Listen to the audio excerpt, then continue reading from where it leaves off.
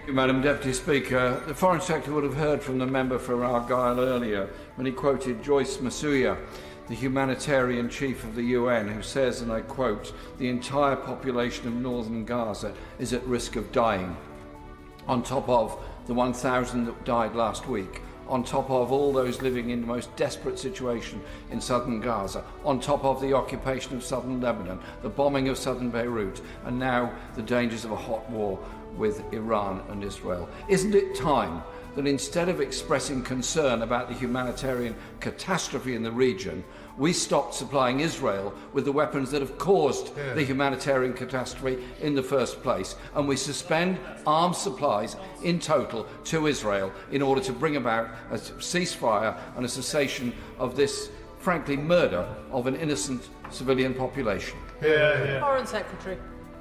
Well, I know the strength of feeling that my neighbour in North London has on these issues and is long-standing campaigning on these issues. But can I just assure him that we're not just wringing our hands.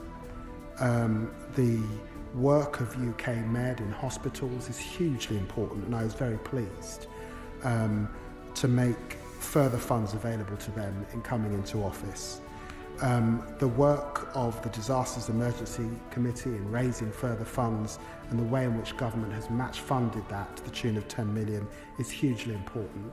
It was great and very good to be in Jordan a few weeks ago discussing with King Abdullah his airlifts into Jordan and the planning that he's getting from UK Armed Forces in organising those airlifts and that air bridge that he has been keen to take forward. So it's not just, these are actions, these are real things that we're doing, not just the wringing of hands.